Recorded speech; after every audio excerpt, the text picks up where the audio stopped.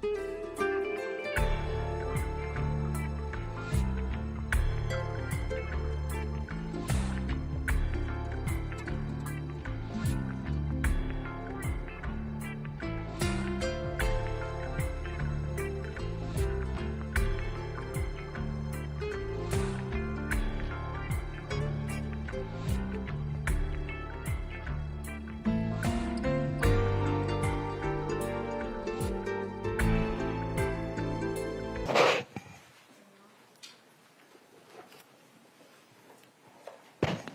morning, everyone. This is a very special building we're in today, a state-of-the-art facility where we find students and experts working together to do one thing, and that is to keep New Yorkers safe, to address the climate issues that require a lot of research and innovation and a lot of thought leadership. And I want to thank the people who help us here. I want to thank our Commissioner, Jackie Bray. You'll be hearing from her, our Department of Homeland Security and Emergency Services. Dr. Nick Basil, the Director of the Weather Risk Communication Center and Mesonet, which is really important. I just had a tour a few minutes ago. I had a chance to thank the team here to talk about all the work that they're doing as well. And I want to thank Dr. Rodriguez for hosting us here once again. Summer is supposed to be a time of joy. Time to slow down, spend time with family, make memories, time for kids to build lasting memories, and sometimes go to summer camps. This week we're reminded of how fragile that sense of joy and happiness can be when we saw the devastating floods in the Texas Hill Country that have destroyed so many lives and so many families, dozens of children. Over 100 fatalities and over 200 people still unaccounted for statewide. And I cannot imagine that feeling of waking up every day and not knowing where your child is, your family member. It's excruciating. It's devastating. And I know I speak on behalf of all New Yorkers when I say our heart breaks for everyone who's been thrown into this chaos, this tragedy, this sadness. Those in Texas, as well as North Carolina, New Mexico, and we truly mourn all these devastating losses. And we're helping. You know, I said, what can New York do? They have a system where they put out a request for assistance from the beginning, and we've been waiting to be able to deploy our resources, and we've deployed 4 state troopers, but most importantly, our 3 specially trained canines to assist with recovery. And I'm sure they're going to have some powerful stories to tell when they return. And I want to thank them and express my deep gratitude for all the first responders from New York and elsewhere who stepped up to help our friends in crisis. We're always there. This is New York's way. We're always there to help when these events call for us. But here at home, my first thought was, are we ready? What if the exact same events unfolded in the state of New York? Are we prepared? Would we have warning systems? Could we avert this horrible loss of life? And so I immediately call on Commissioner Bray, who is our emergency management expert, but also a former chief of staff from the National Weather Service, which comes into play hourly. And I said, I want to come here, I want a briefing, I want to make sure that our team is on top of this, because there is no room for a mistake or a failure when people's lives are on the line. And here's the situation. Don't even call it extreme weather anymore. This is weather. This is the normal weather that we're experiencing. And it's a shame. This was forecasted by thought leaders decades ago, that if mankind didn't stop its assault on Mother Nature, there'd be revenge. Well, Mother Nature is getting her revenge now. And that's what we're dealing with. You know, it grows more destructive every single year. And since I became governor toward the end of 2021, not 1, but 2 hurricanes in my first couple of weeks on the job, still putting a team in place, still hiring my emergency management team.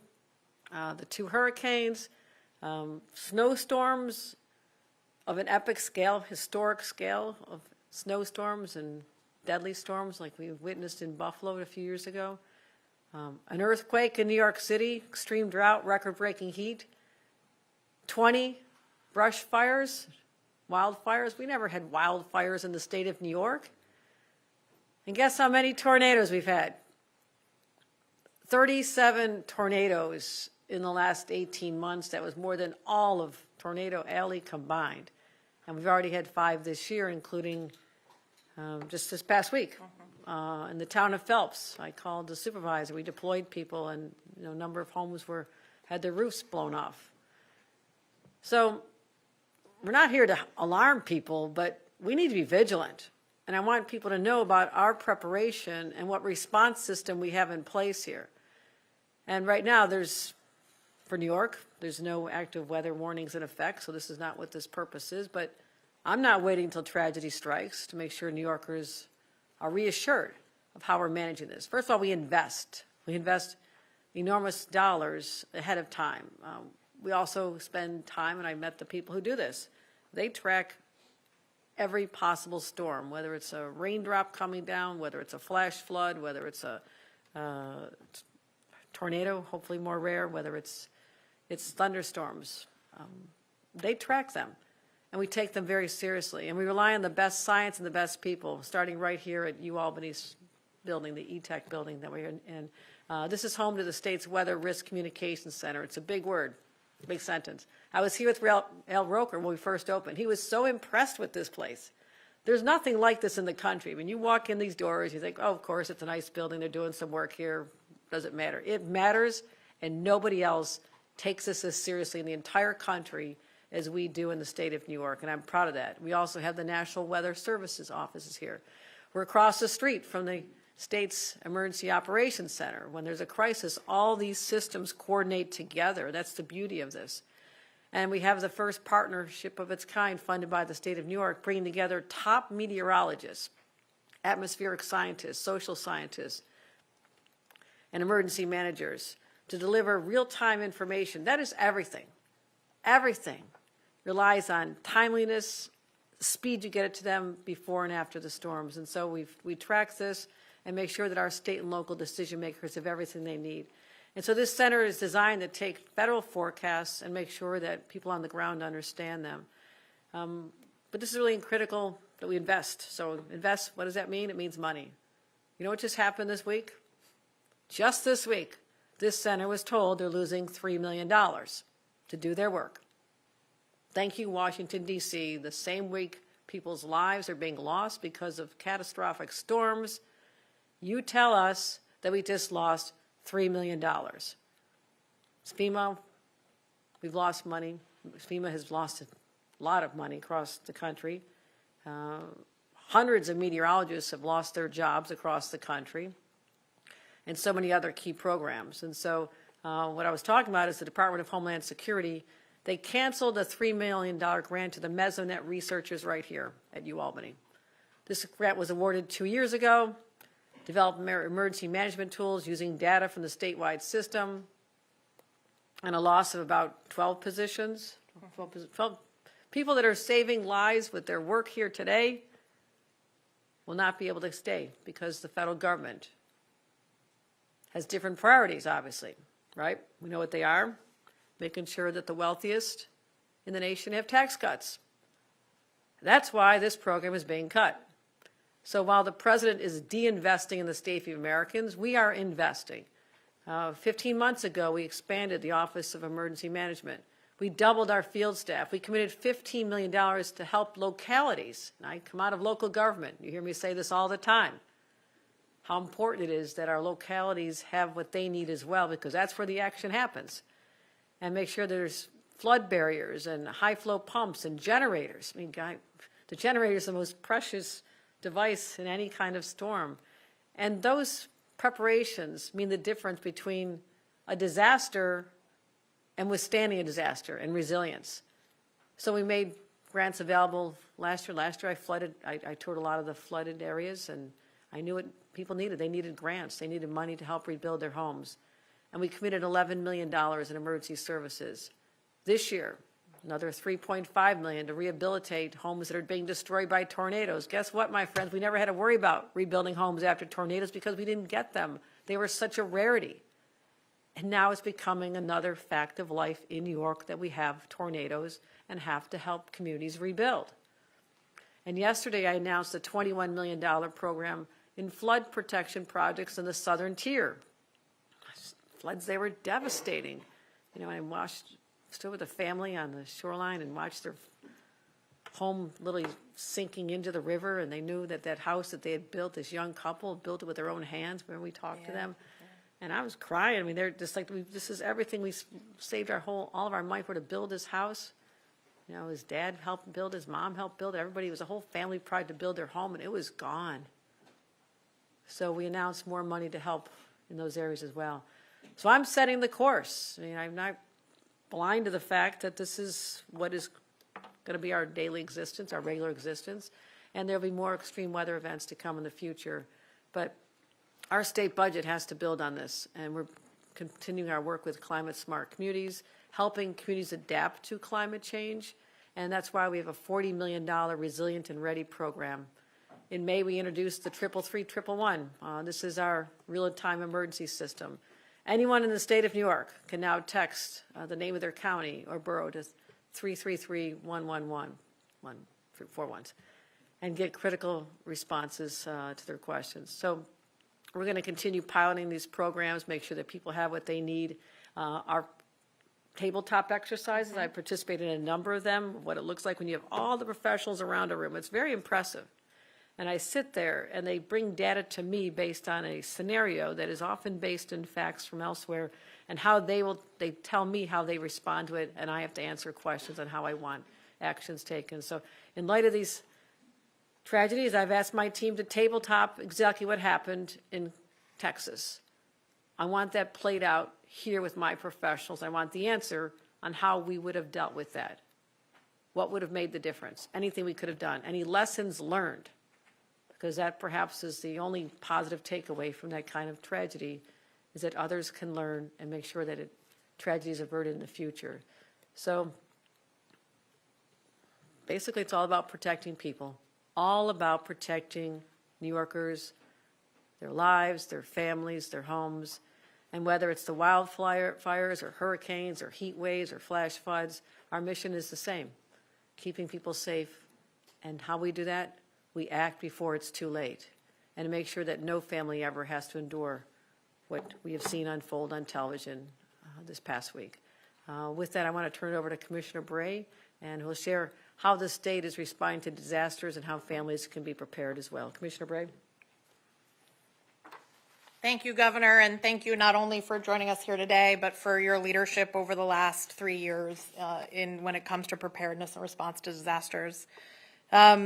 I want to talk about two things. The first is I want New Yorkers to understand what we do with information and how we're prepared and how our system works. And so when we get alerts from the National Weather Service or forecasts from the National Weather Service, our team at the Office of Emergency Management coordinates to take those forecasts with the State Weather Risk Communication Center and to make sure that we have actionable pieces of information and decision support to provide for our counties and our cities and our local leaders so that they then can make sure that the alerts and the warnings are getting out to where they need to be.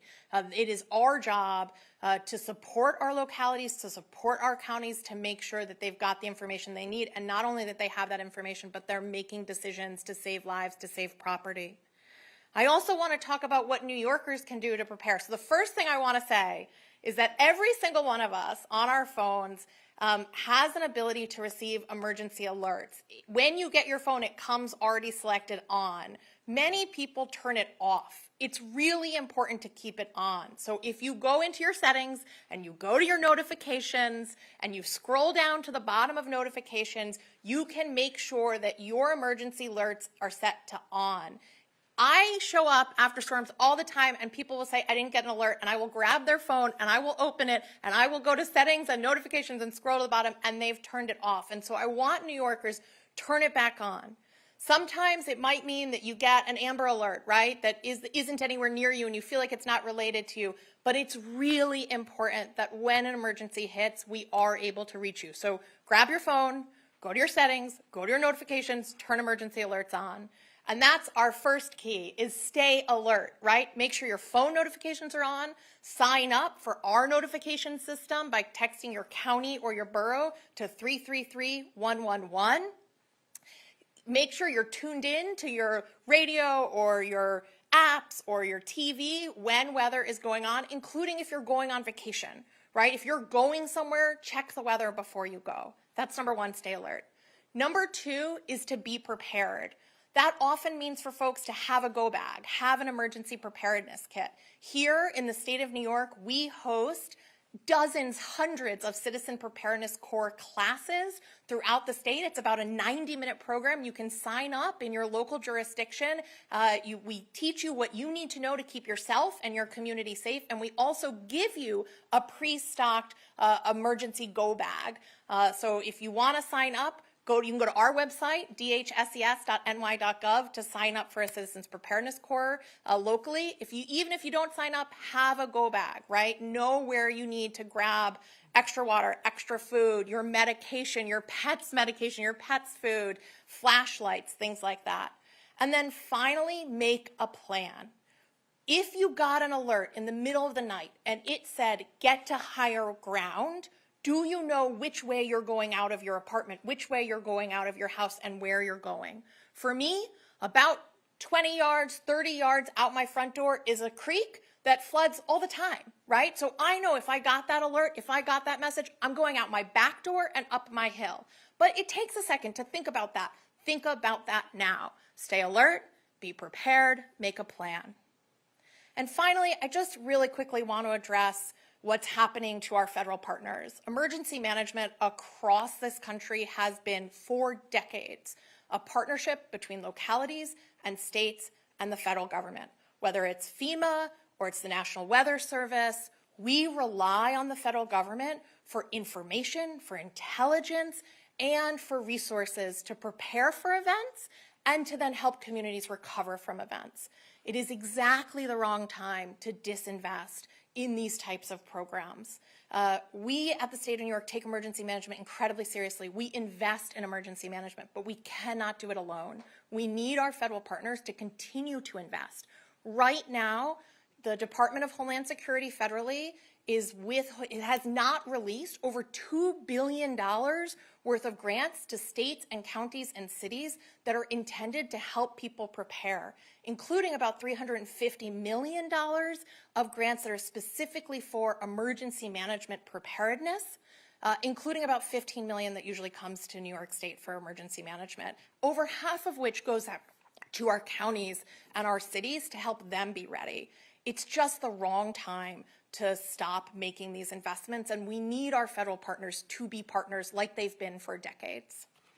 I want to now introduce Dr. Nick Basil from the State Weather Risk Communication Center. Hello, thank you. Thank you, Governor Hochul, and thank you, Commissioner Bray. It's great to host you all at the University at Albany's E-Tech building. We're all grieving the tremendous loss of life due to the flooding in Texas, and we extend our sincere sympathies for all those suffering. This tragic event reinforces our need to have a strong and healthy relationship between those experts in the weather community, emergency managers, and ultimately the citizens we serve and wish to keep safe. Thankfully, New York is leading the nation when it comes to demonstrating how the relationship between weather experts, state emergency management, and the public can work successfully. We've created a model that benefits New Yorkers. This is critical because Mother Nature sends more diverse weather at New York than any other state. We're the only state in the entire country that can have a hurricane land on our ocean shores while lake effect snow slams our Great Lakes shores just weeks later. Of course, we get all other sorts of hazardous weather, everything in between, ice storms, heat waves, everything. This wide variety of hazardous weather presents great challenges to us meteorologists and first responders alike. 2 years ago, Governor Hochul and Commissioner Bray had the foresight to create what is now the New York State Weather Risk Communication Center, located right here at UAlbany in this building, this E-Tech building, across from our state's Office of Emergency Management. So we're very conveniently located to all the key players. Our 10-member staff is tasked with serving the state's public weather interests, working closely with state agencies and authorities, as well as county and local emergency managers. We also have the benefit of existing at an excellent research and teaching institution here at UAlbany, which means we're well equipped to take that expertise and those tools generated here and efficiently apply them to real-world problems we have in New York. One of those assets is the New York State Mesonet, which is a world-class weather observation network deployed here in New York in the wake of Hurricane Sandy. That network is celebrating 10 years in operation this year. In-house, at our center, we're developing tools that will simplify our state's operations that are impacted by weather. We're embarking on weather training events to streamline how our state's emergency managers interpret the weather information they receive from our great partners at the National Weather Service. For example, we work closely with our state's swiftwater rescue teams to pre-position them in advance of a potential flash flood, so they'll be able to be on the scene faster. We also create tailored weather briefings, lots of them, that add context to the already excellent National Weather Service forecasts. In the past year, we've created and sent over 900 briefings to various state partners. I want to be clear, we are not the National Weather Service, nor do we seek to replace them. They are fundamental to much of what we do here at the State Weather Risk Communications Center. So let me end by sharing what we have to look forward to weather-wise in the rest of 2025. On average, the hottest time of the whole summer is over the next 2 weeks. With that said, I'd like to hope that the heat wave we all experienced, or most of us experienced near the end of June, will end up being the hottest period during the summer, but we still have a lot of summer left to have some extreme heat. In August, we transition into the heart of the hurricane season, which currently is projected to be above normal when all things are said and done. It doesn't take a hurricane landfall on our shores to cause significant damage to New York. Debbie and Beryl are two examples from just last year, and Ida the 2 years before that. All storms that did not make landfall on our shores, but caused significant and destructive flooding and loss of life in New York. In addition to our beautiful foliage, fall can bring significant wind and rainstorms, which are often exacerbated by clogged drains due to leaves. So another preparedness tip, Commissioner Bray, Yeah. clear out your leaves from your gutters when it gets to be fall and the storm drains. While many recent winters have lacked significant nor'easter, kind of those classic overnight, during the day, long duration snowstorms for much of us here in eastern New York, the citizens of western New York have been inundated by massive lake effect storms for the past several years. Our Great Lakes are currently a little warmer than average, some places much warmer than average, and so if that holds, this pattern may repeat itself this winter, unfortunately. But don't worry, Governor, we at our center will try our best to make sure those Bills games go on right as planned. Thank you. No, I appreciate the words of both of you, and hopefully it inspires confidence that you can get out to our constituents, how laser focused we are on deploying all the resources available, but also no other state doing what we do to be able to predict and analyze the weather in order to keep people safe. So I want to thank both of them. Any on-topic questions for while I still have these individuals here? Any on topics, guys? Alex? Governor, you mentioned that these weather events are being made worse by climate change. There's reporting out this week that your administration is backing off of some of the goals set out in the CLCPA. How do you square those two, and how does New York get to environmental stability? We are. Look how we compare to other states, number one. You know, we are very focused on making sure that we do our part, but other states have to play a role as well when you think about that. So one state cannot solve the climate crisis. We are often the collateral damage, as you talked about, hurricanes that have hit landfall elsewhere, and we are paying for that with disasters here. We're just dealing in reality. I mean, those goals remain. They're statutory. I believe we'll hit many of them, especially our longer term ones. We're on a path towards sustainability. That's why you heard me talk about, my fight to save offshore wind. Unfortunately, because of decisions made in Washington, I believe that there'll be a setback in some of the initiatives that we've leaned hard into, and that these goals were predicated on offshore wind and solar really emerging as primary energy sources. What I have to deal is the reality that with a president that's hostile to those interests and has told me directly that how do we pretend that the goals will be met when all the incentives to invest in those industries has dissipated. I mean, I'm just dealing in reality here. And also the supply chain challenges that slow down the advent of offshore wind during the pandemic, and now everything costs more because of inflation.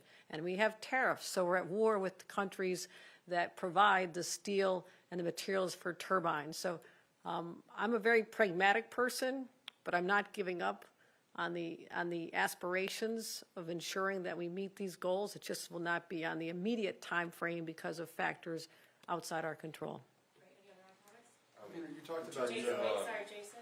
in terms of federal help to be prepared for emergencies and disasters. I saw your letter, Governor, to Kristi Noem about funding not being available for more counterterrorism and other potential emergencies. Can you tell me a little bit, why do you think the federal government isn't making this money available? It's a basic hostility towards states, particularly blue states. We are the ones that have been targets of terrorism attacks more than others. And I believe that, their priorities are very misguided, that they should have an interest in making sure that we have all the resources to protect the financial epicenter of our nation, as goes New York City and particularly Wall Street and what we do, the wealth generated here has a ripple effect on creating jobs and opportunities across the nation. So it's very short-sighted in my opinion. But you'll have to ask them, like, why would you not want to, especially with the unrest and, what's going on with Iran and Israel, and us having a large Jewish population and a large Muslim population here, I mean, we are vulnerable. We are very vulnerable. This is the last time that you should be doing this. You should be beefing it up. And so, Commissioner, you want to talk about exactly what we're losing with the Sure. Yeah, absolutely. So, as the governor talked about in her letter, there are really 3 grant programs that the federal government right now has not released to the states. Those would normally be released in mid-May. It's the Urban Area Security Initiative that really funds over $100 million for the NYPD's counterterrorism and intelligence mission. It funds NASA and Suffolk and Westchester and the Port Authority and the MTA.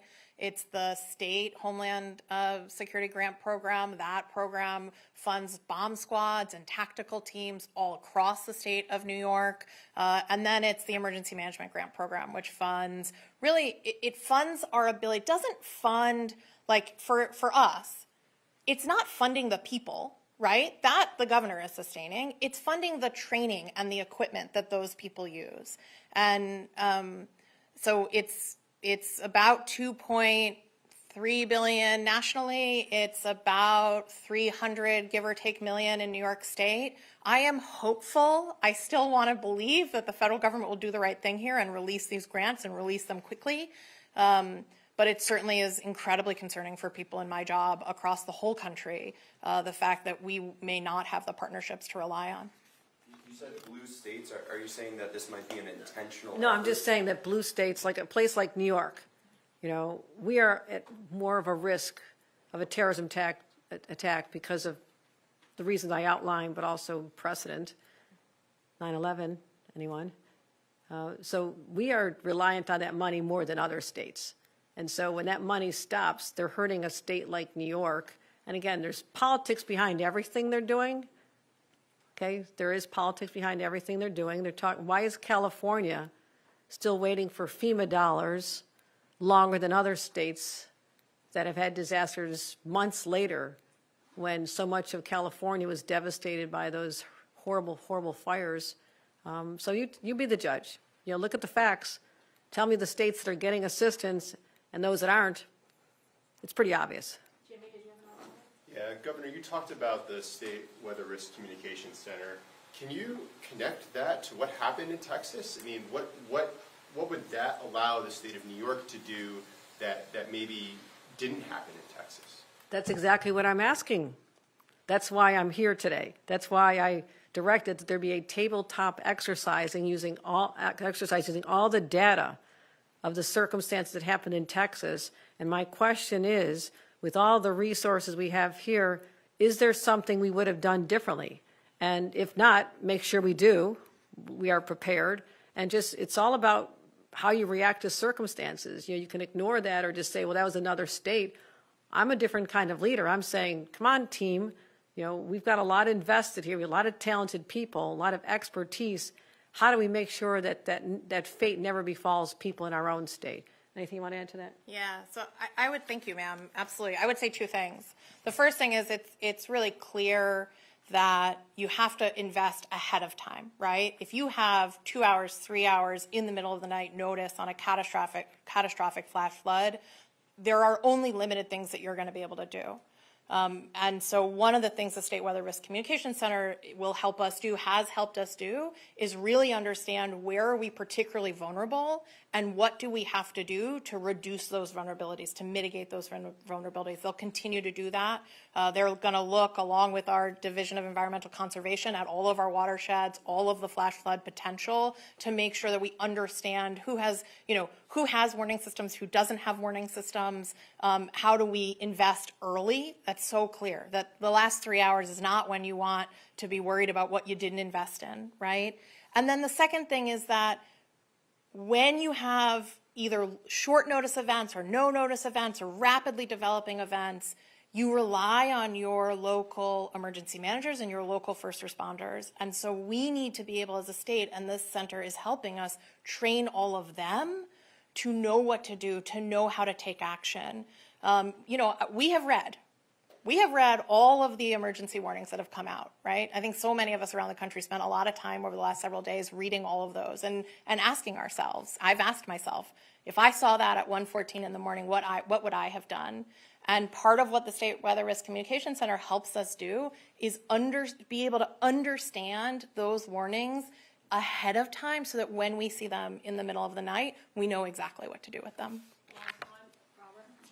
Yes, Governor, a few years ago, as you know, there were 47 people who died in the Buffalo storm. How would the state respond to something like that? And is there any concern due to the fact that at that time it was the Biden administration, now it's the Trump administration? Is there any concern that there would perhaps be a less partnership under the now administration? I would certainly hope there would not be any lessening in the partnership.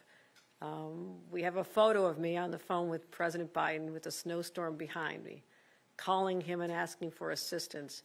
We received disaster assistance from the federal government.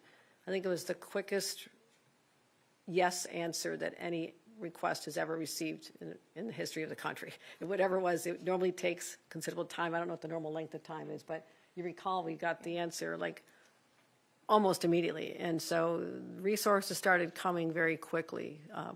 But I'm going to hope that the Trump administration and their officials, those who are still left working in this space, and I hope they don't have any more layoffs and cuts because all of us are in jeopardy if that continues, that they would understand that every life matters regardless of whether or not their state leans Democrat or Republican. But is the state prepared for an event like that now? Yes, yes. We have had exercise after exercise and analysis after action reports on that horrific event. And this is the expert to describe just at a high level some of the actions we would take. Yeah, a couple things. One, during that event, the substations froze. So when we had fatalities and people died actually in their homes who froze to death, partly what was going on is substations literally froze. And so even when we got there, they were frozen. We couldn't restart the power for a while. Those substations are all now reinforced and have the technology they need to not allow that to ever happen again. They have blocking screens and stuff like that. Number two, Buffalo has an emergency manager. They didn't have an emergency manager at the time. That is a job that had been sort of folded into their fire department, and that was a big finding in the AAR that they needed an emergency manager. They have that. Rochester since has also hired an emergency manager. And then I would say number three, we learned a lot about how we communicate. For example, many of us said over and over again, wherever you are Thursday night is where you're going to wake up Sunday morning. You cannot travel. People heard that to mean I can't get in my car. And a lot of people walked places.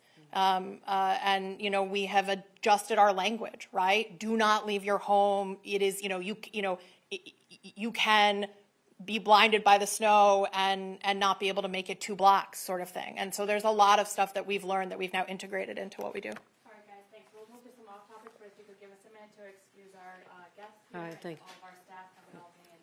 All right, thank you very much. Appreciate it. Appreciate it.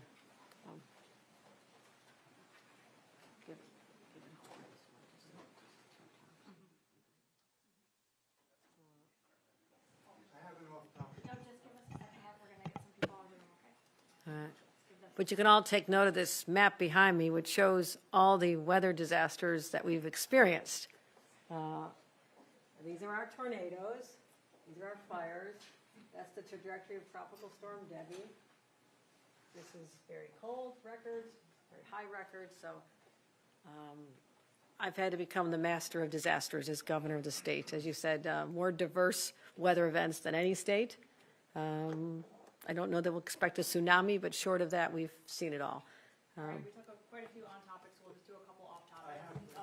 Please, let One me ask. second, Dan, I'm sorry, Mark, hold on, Dan had his hand up first, the other off topic. Governor, nice to see you. Hi, Dan. Hi. You have about a year and a half left in your term. Lieutenant Governor Well, is this now- term. Yes, Okay. this term. The Lieutenant Governor is now actively campaigning against you, criticizing you on social media. Do you think that he should step down now to give you time to pick somebody else to get ready for that next term? It is his decision how long he stays. I think the people know what's been going on.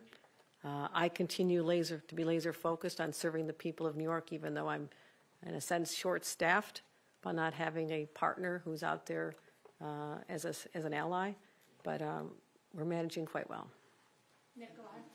Governor, how have your conversations with Zoran Mamdani been going since the primary, and do you plan to endorse him at this point?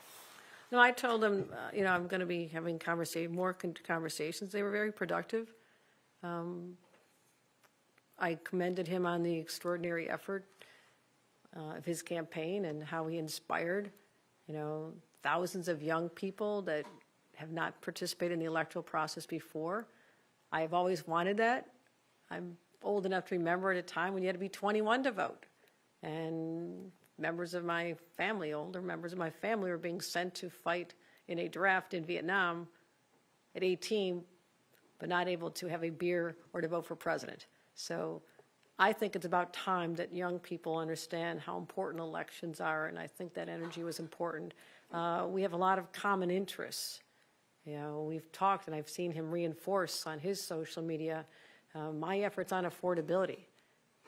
People in this state know that I drove this budget hard because I was not going to leave until I could offer at least about $5,000 of relief for people with families and let them know we understand what they're going through. I mean, the cost of groceries and utility bills and, back to school clothes in a couple of months. I mean, it's hard on families. And so we found some common ground there, but also there's areas where I vehemently disagree with his positions when it comes to Israel.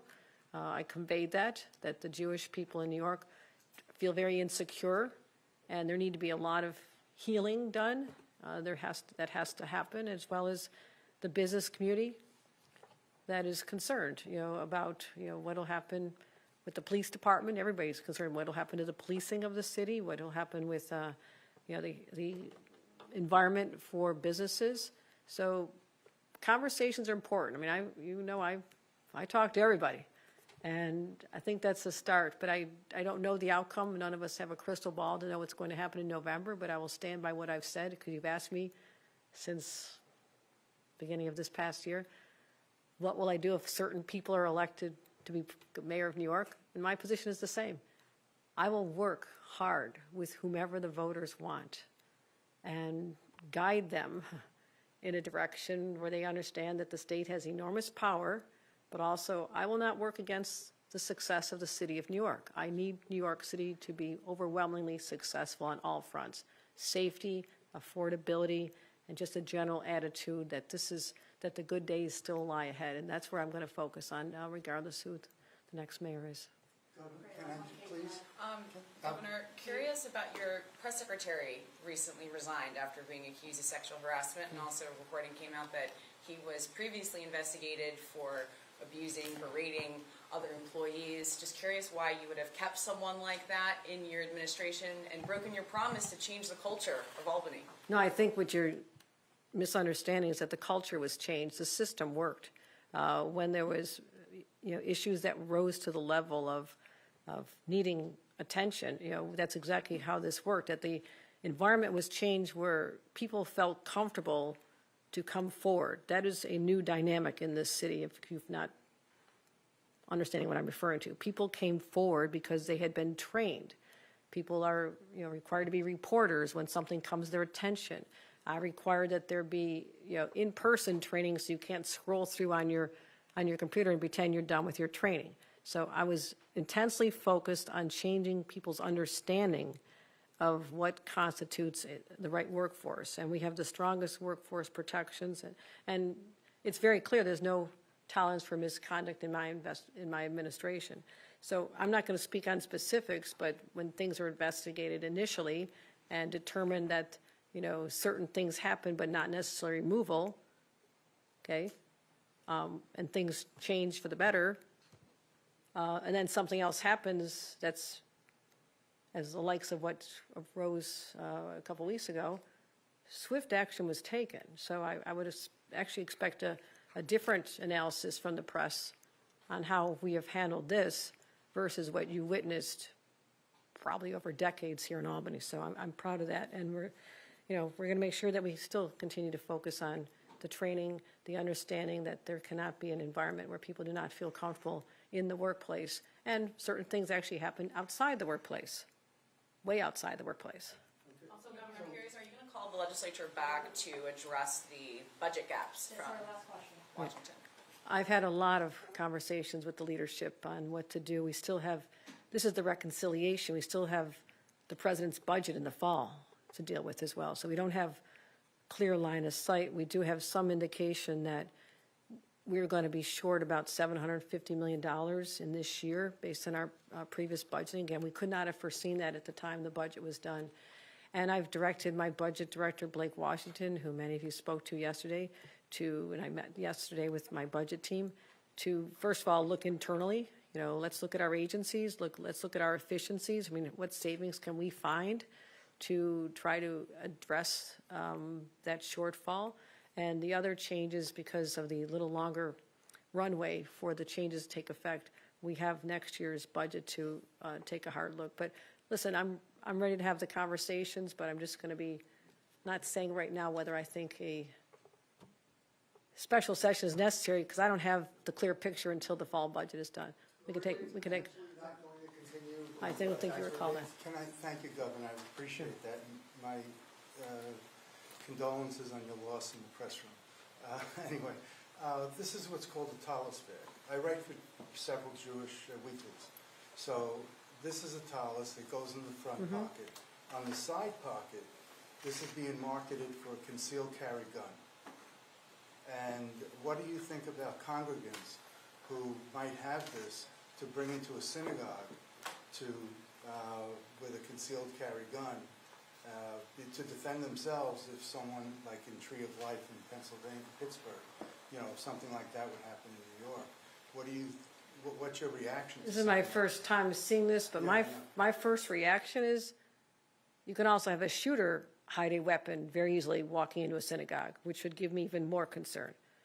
My job is to focus on public safety. We have spent a record amount of money to provide money for secure grants for synagogues and yeshivas that are vulnerable, especially at this time, and we are sensitive to this. And so that's something that, concealed carry, people have to follow the laws in our state, number one. I don't want to encourage anybody also to break the law themselves and be subjected to prosecution by breaking laws. We have our concealed carry law. Supreme Court, I won't go through the history here, but we had to come back and amend our laws to determine there are sensitive spaces, and houses of worship are sensitive spaces, and so that's not allowed in our synagogues or churches. And so that's my first reaction to seeing that, and my concern is for the safety of all people, but I know the Jewish community feels really under siege right now, and there's been a lot of incidences, far too many, and I understand that. I think everybody. Governor, why did you defend Avi following the 2024? Everybody else gets a question except for the Post? Okay. You're not going to respond to that? Governor, why can't you respond to that question?